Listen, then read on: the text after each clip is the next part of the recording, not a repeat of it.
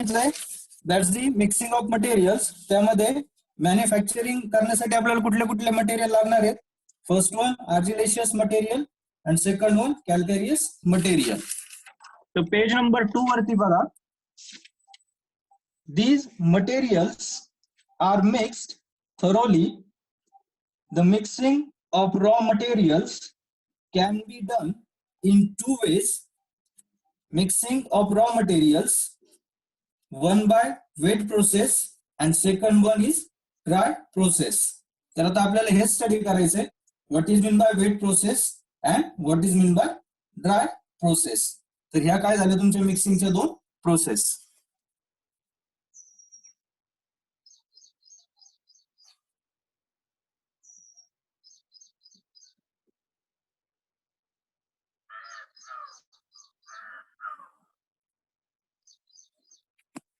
समोर एक flow chart तुम्हाला शेअर केलाय पहा. तो आहे तुमचा वेट प्रोसेसचा.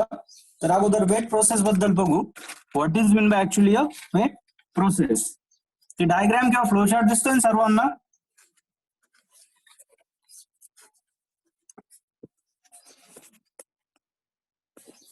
ओके. तर वेट प्रोसेसचा तो फ्लो चार्ट बघा. अगोदर वेट प्रोसेस बद्दल सांगतो, मग त्यानंतर तो फ्लो चार्ट आपण एक्सप्लेन करू. तर अगोदर पहा wet process. In the wet process, the calcareous materials such as limestone are crushed and stored in silos or storage tanks. The argillaceous material such as clay is thoroughly mixed with water in a wash mill. The washed clay is then stored in basins. Now, the crushed limestone from the silos and the wet clay from basins are mixed together in a wet grinding mill to make slurry. The slurry is led to the correcting basin where it is constantly stirred. At this stage, the chemical composition of the slurry is tested and adjusted as necessary. The corrected slurry is stored in storage tanks and kept ready to serve as feed for a rotary kiln. म्हणजे थोडक्यात weight process मध्ये काय केलं जातं, जे तुमचा particular आर्जिलेशियस material आहे in the form of clay, ते कशाबरोबर मिक्स केलं जातं. It mix with the water in wash mill. आणि मग त्याचं मिक्सिंग कशाबरोबर केलं जातं तुमच्या आर्जिलेशियस मटेरियल बरोबर. तर तुमच्या स्क्रीनवरती एक फ्लो चार्ट आहे wet process of cement manufacturing. त्यामध्ये पहा कॅल्केरियस मटेरियल लाइमस्टोन आणि त्यानंतर आर्जिलेशियस मटेरियल क्ले. तर मग कॅल्केरियस मटेरियल लाइमस्टोन अगोदर काय केलं जातं क्रश आणि त्यानंतर ते स्टोर कशामध्ये केलं जातं तुमच्या इन द सायलोज मध्ये. सेम आर्जिलेशियस मटेरियल अगोदर काय केलं जातं it is wash in a wash mill and stored in a basin. त्यानंतर नेक्स्ट त्या फ्लो चार्ट मध्ये पहा wet grinding mill to make slurry. मग त्याच्या काय केलं जातं तुमच्या स्लरी फॉर्म केल्या जातात. स्लरी म्हणजे सिंपल एक आपला जो चिखल असतो मड त्या टाईपचं एक काय केलं जातं त्याचा एक फॉर्म तयार केला जातो. त्यानंतर wet grinding will to make slurry. त्यानंतरची नेक्स्ट प्रोसेस काय तुमची blending of slurry to correct composition. म्हणजे जे सिमेंट तुम्हाला तयार करायचंय त्याचं केमिकल कॉम्पोजिशन काय केलं जातं तुमचं ऍडजस्ट केलं जातं. तर याच्याबद्दल आपण टाइप्स ऑफ सिमेंट मध्ये डिटेल मध्ये बघू. Blending of slurry to correct composition. त्यानंतर next step storage of corrected slurry. मग तुम्हाला काय करायचं त्या स्लरी काय करायच्या कलेक्ट करायच्या. त्यानंतर नेक्स्ट स्टेप करेक्टेड स्लरी फेड टू द रोटरी किलन. म्हणजे जे काय तुमचं रोटरी किलन असणार आहे जे आपली नेक्स्ट स्टेप असणार आहे दॅट्स द बर्निंग. त्याच्यामध्ये काय करायचंय तुम्हाला ते पाठवून द्यायचंय. तर ही जी काय स्टेप आहे करेक्टेड स्लरी फेड टू द रोटरी किलन त्या स्टेप मध्येच तुम्ही काय करणार आहे पावडर कोल और गॅस. त्याची कशाने तुमची चालणार आहे? बाय कोल किंवा बाय दी ऑइल और दी गॅसनी. त्यानंतर नेक्स्ट स्टेप काय आहे? Slurry is converted into clinkers. Next step cooling of clinkers. आणि ही जी काय कूलिंग ऑफ क्लिंकर्सची जी काय स्टेप आहे ती होत असताना आपण त्याच्यामध्ये काय करणार आहे? Addition of 2% to 3% of gypsum. आता जिप्सम का ऍड करायचं मी तुम्हाला पुढे एक्सप्लेन करतो. कूलिंग ऑफ क्लिंकर झाल्यानंतर next clinker is ground into ball mills. Then next is cement silos. आणि लास्ट वन काय होणार तुमचं? Packing plant. म्हणजे एकदा का तुमचे सिमेंट क्लिंकर्स ग्राइंड झाल्यानंतर तुम्हाला काय मिळेल? तुमचं पर्टिक्युलर सिमेंट. आणि सिमेंट नंतर काय केलं जातं? तुमचं पॅकेजिंग प्लांट मध्ये पाठवलं जातं फॉर द पॅकेजिंग पर्पज. तर ही झाली तुमचा particular flow chart of wet process of cement manufacturing.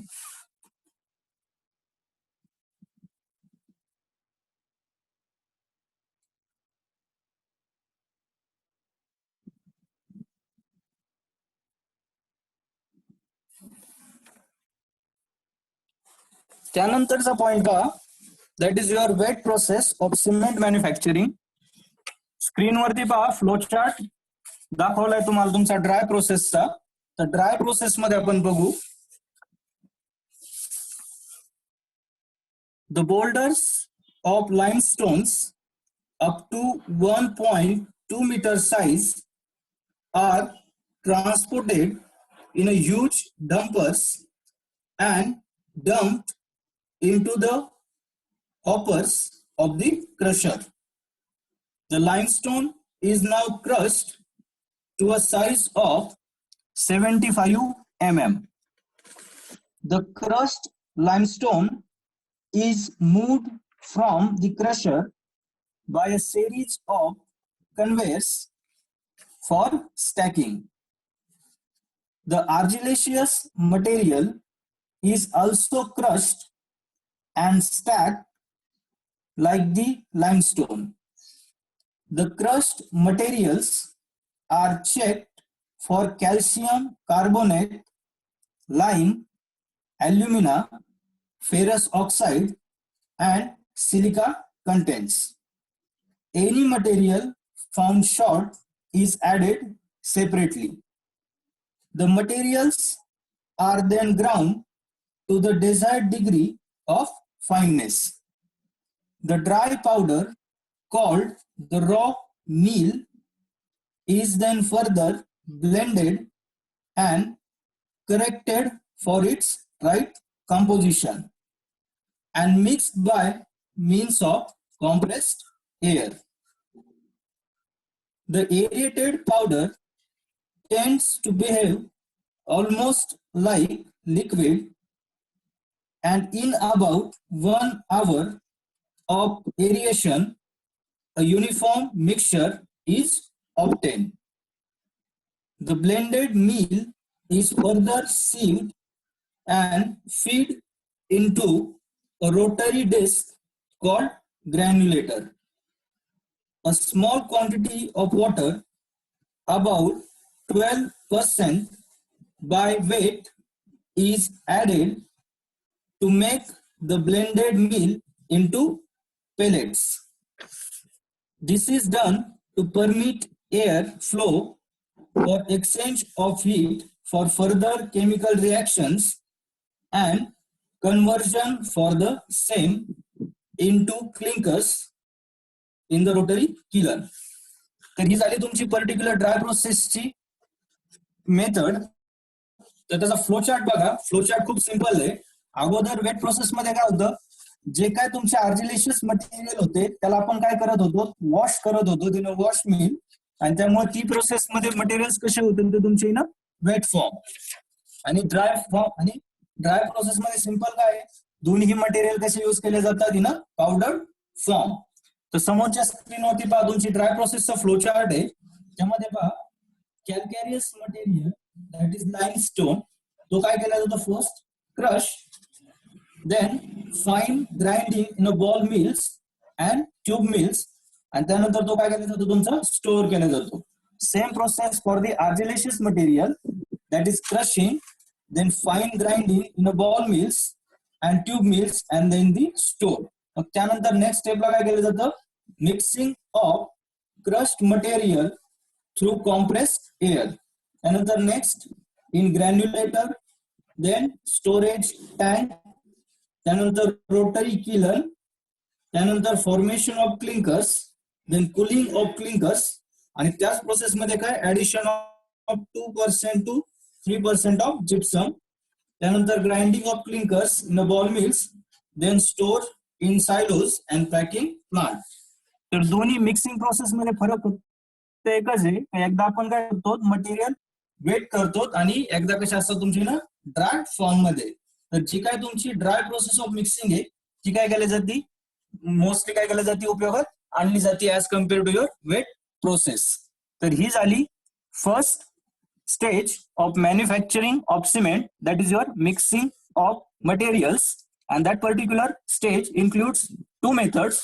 First one is your wet process and second one is your dry process.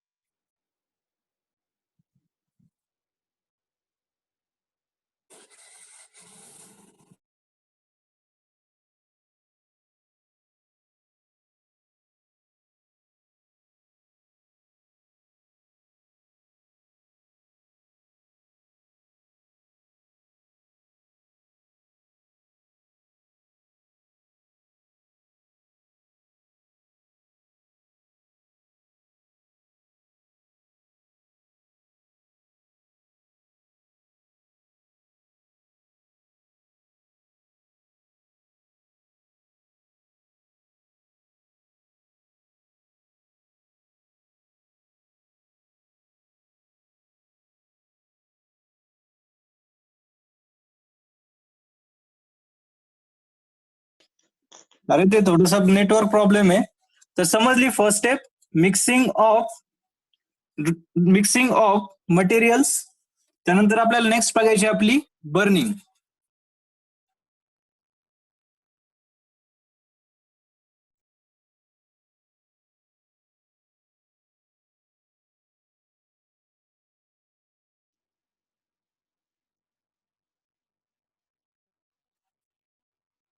Okay, तर तुमच्या स्क्रीनवरती पहा एक डायग्राम दिलेली आहे. That's nothing but your rotary kiln for the wet process. तर आता आपण आपली सेकंड मॅन्युफॅक्चरिंग प्रोसेस बघणार आहे, that's nothing but your burning. तर अगोदर ती डायग्राम पहा, ती जी पर्टिक्युलर डायग्राम आहे, that diagram is for the rotary kiln in which the burning of the mixed material is done. तर आता आपण बर्निंग बद्दल पाहू. Burning is carried out in a rotary kiln. Rotary kiln for a wet process is shown in a figure. तर त्यामध्ये पहा rotary किलनची arrangement कशी असते. The rotary kiln is so arranged that it rotates at about 1 to 3 revolutions per minute about its longitudinal axis. म्हणजे जी काय particular तुम्हाला diagram दिसते त्याच्यामध्ये पहा एक ट्युब्युलर पोर्शन आहे. तर तो ट्युब्युलर पोर्शन त्याला नाव दिले त्यांनी रिफ्रॅक्टिव्ह, सॉरी तर पर्टिक्युलर काही नाव नाहीये. तर जी काय पर्टिक्युलर ट्यूब आहे पहा, तर ती ट्यूब काय होत राहते तुमची रोटेट होत राहते.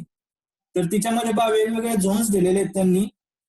एक पहा स्टार्टिंग जर केलं तर एअर, त्यानंतर कोल डस्ट, त्यानंतर एक बर्निंग झोन आहे, त्यानंतर रोटेटिंग अरेंजमेंट, त्यानंतर नोड्युल्स, त्यानंतर dry zone, then slurry inlet, आणि एक पहा फ्रॉम स्टोरेज टँक.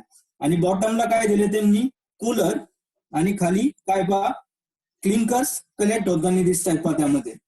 आणि दुसरा काय तुमचं एक सपोर्ट. तर ही झाली particular arrangement of that rotary kiln for the burning process. The rotary kiln is so arranged that it rotates at about 1 to 3 revolutions per minute about its longitudinal axis. It is laid at the gradient of about 1 in 25 to 1 in 30. The corrected slurry is injected at the upper end of the kiln and hot gases or flames are forced through the lower end. The portion of the kiln near its upper end is known as the dry zone. पहा particular जी काय diagram आहे त्याच्यामध्ये तुम्हाला dry zone दिसत असेल पहा slurry inject किंवा from the storage तर त्यापासून एक पर्टिक्युलर पॉइंट पर्यंत काय तुमचं एक dry zone. In this zone, the water of the slurry is evaporated as the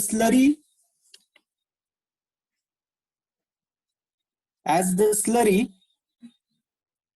gradually descends. There is an increase in the temperature, and in the next section of the kiln, carbon dioxide from slurry is evaporated. This leads to the formation of small lumps known as nodules. These nodules then gradually roll down to the burning zone. तर त्यामध्ये पहा एक तुम्हाला burning zone पण दाखवलेला आहे particular diagram मध्ये. Burning zone where the temperature is about 1400 degree centigrade to 1500 degree centigrade.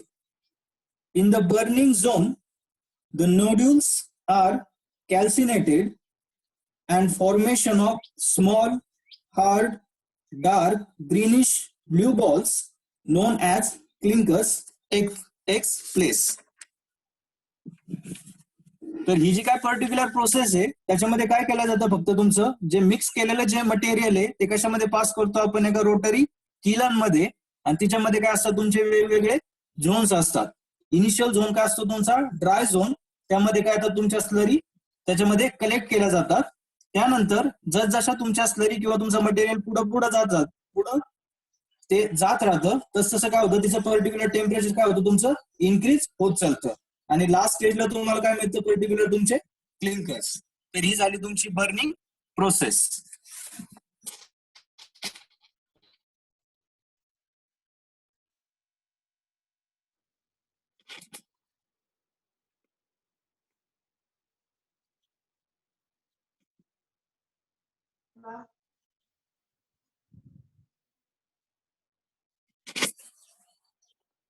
त्यानंतर पहा आपण आतापर्यंत आपल्या दोन प्रोसेस संपवल्या.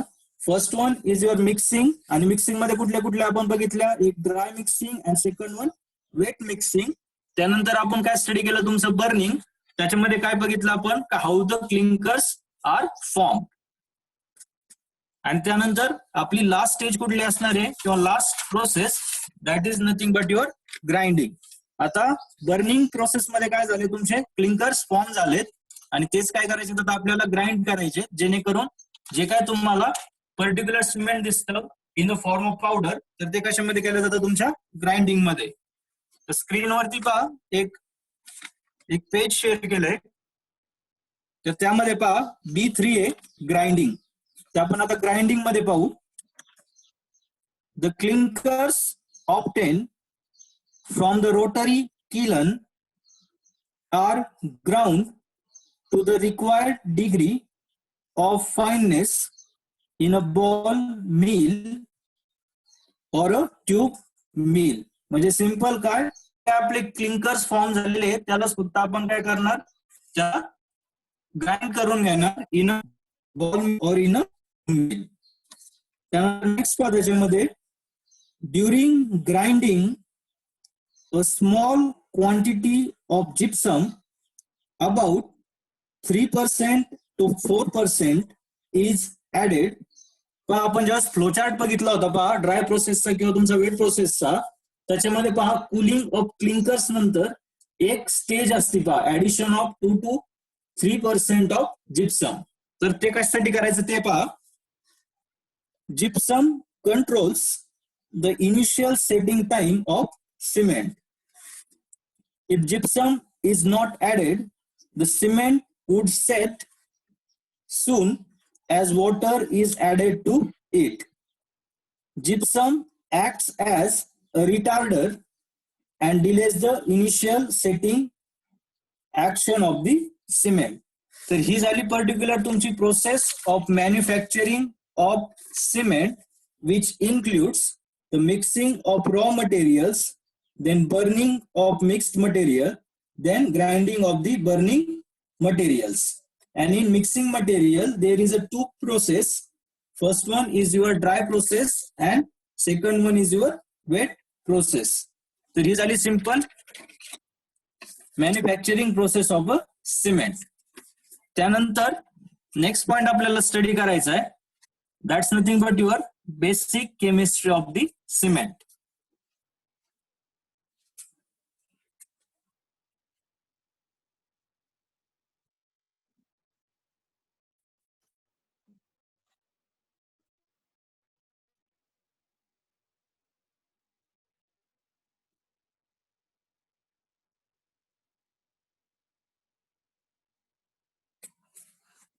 ओके पहा, स्क्रीनवरती एक इमेज शेअर केली पहा. आवाज येतोय ना सर्वांना? हो सर. हो सर. ओके, समजतंय का काय चाललंय तुम्हाला? ते डायग्राम्स किंवा ते पेजेस दिसत आहेत ना रे क्लिअर? हॅलो. हो. ओके. हो सर. तर पहा, आता शेअर केलंय बेसिक केमिस्ट्री ऑफ सिमेंट. त्यामध्ये पहा the chief chemical constituents of cement are. आता एक चीप केमिकल कॉन्स्टिट्युएंट कुठले असणार आहेत? जे आपण मटेरियल यूज केलंय त्याच्यामध्ये हे पाहिजे. जे आपण आर्जिलेशियस मटेरियल किंवा कॅल्केरियस मटेरियल यूज करतो for the manufacturing of cement, तर त्याच्यामध्ये जे काय फॉलोइंग कॉन्स्टिट्युएंट आहेत ते आपल्याला पाहिजेत. कारण की प्रत्येक कॉन्स्टिट्युएंटचा काय त्याच्यामध्ये पर्टिक्युलर रोल आहे. तर the chief chemical constituents of cement are first lime, second silica, third alumina, fourth calcium sulfate, fifth iron oxide, sixth magnesia, seventh sulfur trioxide, and last one that is 8, that is alkalis. तर हे झाले तुमचे basic chemical constituents of a particular cement. म्हणजे ज्यावेळेस तुम्ही cement तयार करायला घ्याल त्यावेळेस जे काय तुमचं मटेरियल असणार आहे, वेदर इट इज आर्जिलेशियस किंवा कॅल्केरियस मटेरियल, तर त्यामध्ये आपल्याला अगोदर यांचे कंटेंट काय करावं लागतात, अगोदर चेक करावं लागतात, जेणेकरून आपल्याला गुड क्वालिटी ऑफ सिमेंट काय करतो आपण तयार करतो. तर आता वन बाय वन आपण बघू की पर्टिक्युलर केमिकल कॉन्स्टिट्युएंटचा सिमेंट मॅन्युफॅक्चर किंवा त्याच्या प्रॉपर्टीज वरती काय फरक पडतो. तर फर्स्ट वन बघू आपण लाईम, आणि त्याचा जो काय केमिकल फॉर्म्युला आहे तो पण दिलाय पहा. तो काय तुमचा CaO. तर लाईम मुळे काय होतं ते बघा. फर्स्ट आता त्याचा प्रोपोर्शन किती पाहिजे. It's proportion in a cement is in the range of 60% to 67%. तर लाईम तुमच्या गुड क्वालिटी ऑफ सिमेंट मध्ये किती पाहिजे, 60% to 67%. आता ते असण्याचं काय कारण आहे. The second part, if lime is in deficiency, the strength of cement is decreased. Also causes the cement to set quickly.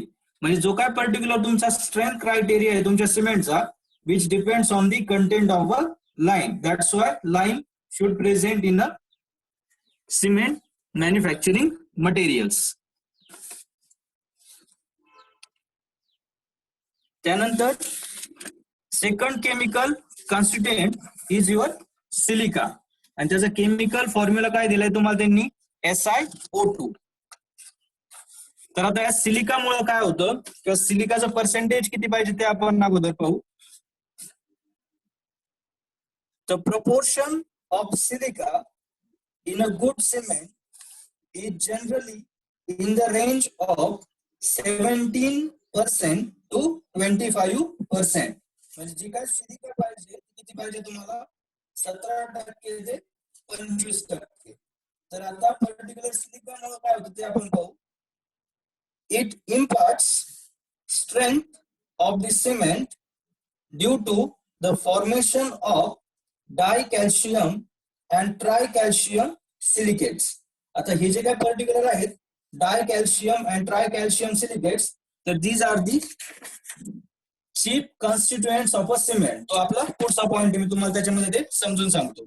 तर सिलिकामुळे थोडक्यात काय होतं, स्ट्रेंथ गेनिंग जी प्रोसेस आहे ती कशी होती तुमची, अफेक्ट होती. If silica is present in excess, though the strength of the cement increases, but the same time its setting time is also increased. तर हे तुमचं पर्टिक्युलर सिलिकाचं फंक्शन आहे. तर सिलिकाचं महत्वाचं फंक्शन काय आहे, तर काय ते फॉर्म काय करतं तुमचं डायकॅल्शियम अँड ट्रायकॅल्शियम सिलिकेट्स. आणि हे जे काय पर्टिक्युलर दोन कंपोनंट आहे which are required for the strength gaining process of the particular cement. तर हे झालं तुमचं सिलिका. त्यानंतर थर्ड वन अल्युमिना. तर आता आपण अल्युमिना मध्ये पाहू. In good cement, the content of alumina is about 3% to 8%. म्हणजे जे काय तुमचा particular good quality of cement आहे त्याच्यामध्ये तुम्हाला किती पर्सेंट ऑफ अल्युमिना पाहिजे तुमचं, 3% to 8%. तर आता अल्युमिनामुळे काय होतं आपण ते पाहू. It acts as a flux and lower down the clinkering temperature. म्हणजे अल्युमिनामध्ये थोडक्यात काय होतंय तुमचं जे काय क्लिंकर जे काय टेम्परेचर आहे ते कसं होतं तुमचं थोडंसं कमी होतं. आणि अजून एक alumina imparts quick setting property to the cement. तर जे काय आपले पर्टिक्युलर टाइप्स ऑफ सिमेंट मध्ये आपण पुढे पाहणार आहे, हाय अल्युमिना सिमेंट, लो अल्युमिना सिमेंट. तर थोडक्यात काय अल्युमिनामुळे काय होतं, जे काय तुमचा सेटिंग टाइम आहे तुमच्या कॉन्क्रीट सिमेंटचा तो कसा होतो थोडासा लवकर आपल्याला अचीव करता येतो. तर हे झालं तुमचं अल्युमिना. त्यानंतर fourth one calcium sulphate. Calcium sulphate is in the form of gypsum. आता हे जे काय कॅल्शियम सल्फेट ते आपण कसं ऍड करतो, in the form of gypsum. आणि आता तुम्हाला जिप्समचा काय उपयोग होतो आपल्याला अगोदरच माहिती आहे. Its function is to increase the initial setting time of a cement. आणि हे जे काय पर्टिक्युलर जिप्सम आहे ते आपण कधी करतो, ऍड करतो ज्यावेळेस आपण क्लिंकर्सला तुम्ही ग्राइंड करणार आहे त्यावेळेस. In a good cement the content of calcium sulfate is about 3% to 4%. तर हे झालं तुमचं कॅल्शियम सल्फेट. त्यानंतर फिफ्थ वन, आवाज येतो सर्वांना? हो.